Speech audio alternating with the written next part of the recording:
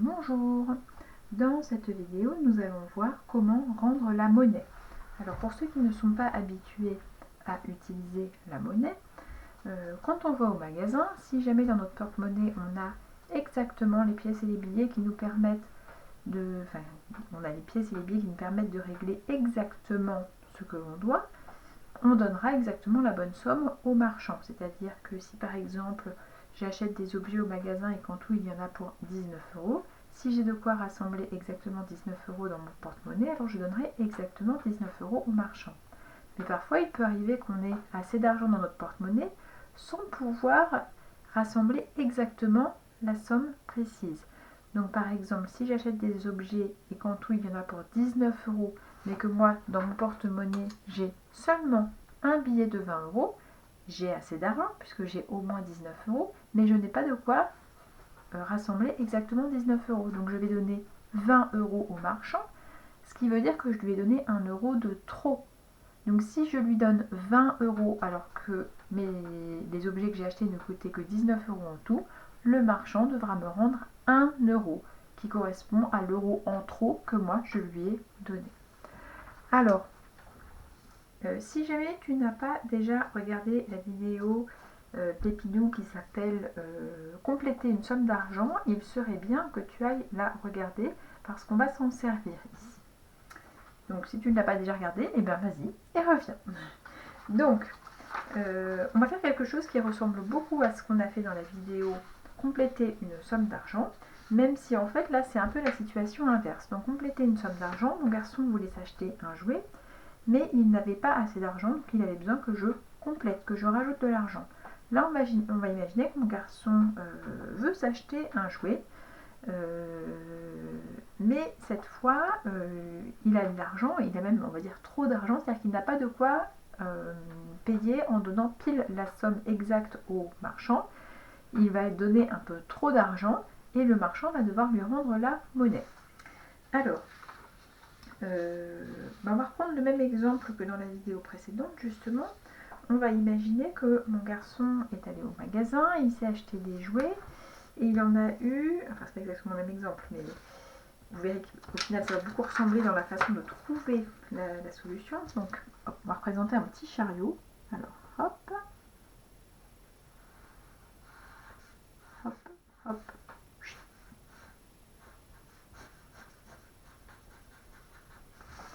Voilà, un très joli chariot. Et donc on va imaginer qu'il a acheté des choses et qu'en tout ça coûtait 12 €.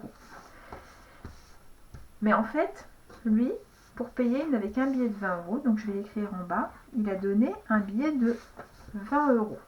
Donc on soit bien d'accord, ce n'est pas la même situation qu'avant, parce que dans la situation précédente, mon garçon n'avait pas assez d'argent et moi je devais rajouter. Là, il a largement assez d'argent et c'est le marchand qui va devoir lui rendre de l'argent. Donc, dans un premier temps, ce que l'on va faire, c'est qu'on va faire exactement comme ici, où on va compléter, on va partir de cette somme et on va compléter jusqu'à arriver à la somme qui est écrite en bas. Pour l'instant, tu ne vas peut-être pas très bien comprendre pourquoi on fait ça, mais j'espère qu'à la fin de cette vidéo, tu auras compris. Donc je suis à 12 € et mon but, ça va être, comme dans compléter une somme d'argent, de rajouter des billets et des pièces pour arriver ici à 20 €. Là, il n'y a pas du tout de centimes dans cet exemple-là, donc je vais directement utiliser ma fiche des euros. Si j'ajoute 20 €, ça va dépasser puisque j'arriverai à 32 €, ce qui serait trop. Si j'ajoute 10 €, j'arriverai à 22 €, c'est trop. Si j'ajoute 5 €, j'arriverai à 17 €, c'est bon. Donc je représente 5 €, un billet de 5 €, ce qui me fait arriver à 17 €. Si j'ajoute encore 5 €, je vais arriver à 22 €, c'est trop. Si j'ajoute 2 €, j'arriverai à 19 €, c'est bon. Alors je vais un peu vite parce qu'on l'a déjà vu dans la vidéo précédente. Pardon, 19 €. Si j'ajoute encore 2 €, j'arriverai à 21 €, c'est trop. Si j'ajoute 1 €, j'arriverai à 20 €, pardon. Et là, c'est bon. Hop, 1 €. Voilà. Donc, mince, on ne voit plus ce qui est en bas. Alors, ça, je vais le retirer pour l'instant. Donc, ça, c'est ce que mon garçon aurait dû payer. C'est ce qu'il avait besoin de payer. C'est le prix de l'ensemble des choses qu'il a achetées. Et ça, c'est ce qu'il a payé. Et donc finalement, tout ça, ça représente tout ce qu'il a payé en trop. Il aurait dû payer 12 €, mais en rajoutant, alors lui ce n'est pas forcément un billet, enfin lui il a donné directement un billet de 20, mais finalement il y a 5 € de trop, plus 2 € de trop, plus 1 € de trop, ce qui nous amène à 20 €. Donc tout ça, c'est ce qu'il a payé en trop, et si c'est ce qu'il a payé en trop, c'est ce que le marchand va devoir lui rendre. Donc si mon garçon est allé au magasin et qu'il a acheté des objets qui ont tout coûté 12 €, et s'il a donné 20 € au marchand, le marchand va devoir lui rendre tout ce qu'il a donné en trop, c'est-à-dire 8 €, 5 plus 2 plus 1. Ouais. Maintenant, on va refaire le troisième exemple que j'avais fait dans la vidéo sur compléter une somme d'argent. Donc, dans cet exemple, alors,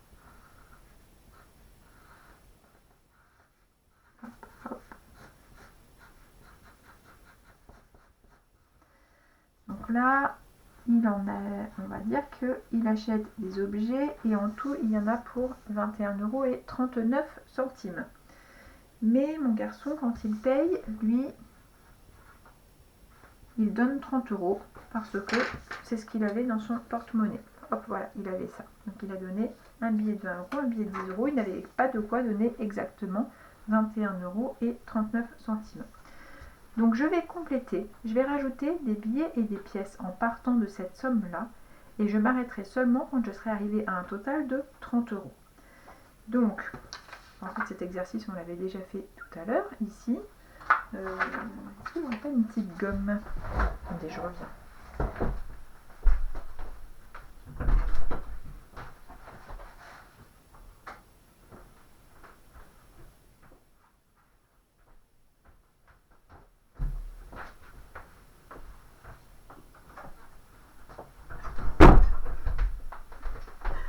Pardon, j'aurais dû faire ça avant, toutes mes excuses. Donc, en fait, c'est exactement, je vais me servir exactement de la feuille de tout à l'heure. Simplement, la seule chose que je vais changer, c'est que je vais remplacer le petit porte-monnaie par le petit caddie. Hop, hop, hop.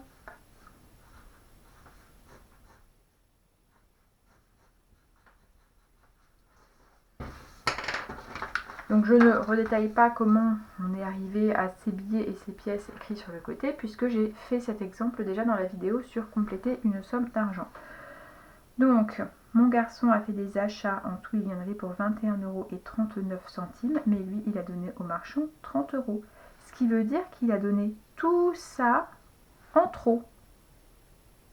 Donc s'il a donné tout ça en trop, eh bien ça c'est la valeur de ce que le montant que le marchand va devoir lui rendre.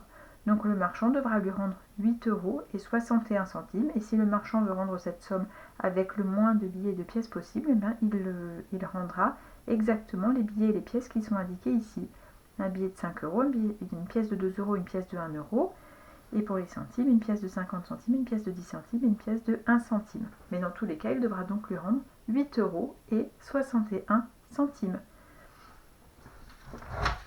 Voilà, donc faire comme ça nous permet en fait de compter, on va dire, à l'endroit plutôt que de compter à l'envers, de faire des soustractions pour calculer quelle somme d'argent on doit rendre. On part de combien le client devait payer et on va rajouter des pièces. Donc là on va faire l'exemple pour de vrai. Je vais vraiment être la marchande. Hop. Donc je suis la marchande, j'ai un client qui vient. Alors moi je vais quand même dessiner son caddie.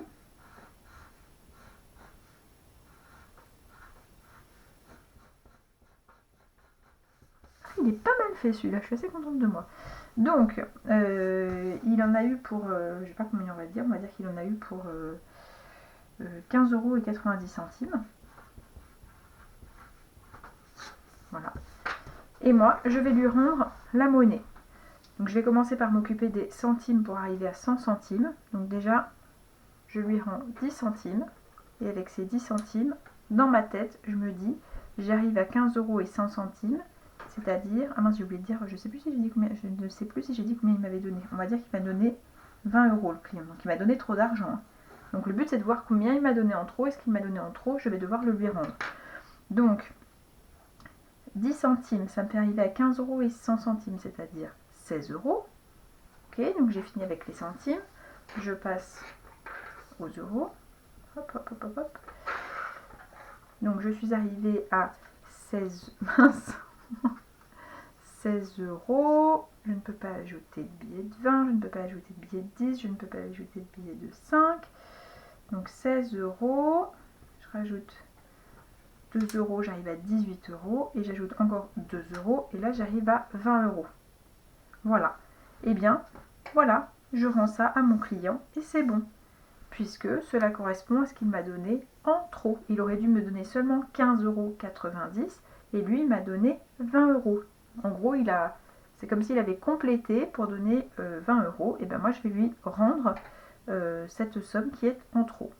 Voilà, et donc je lui rends, on peut calculer, 2 €, 4 € et 10 centimes. Mais à la limite, je n'ai même pas besoin de calculer combien je lui rends quand je lui rends les pièces au fur et à mesure. Voilà, et bien je crois que c'est tout. Et bien à bientôt pour une autre vidéo.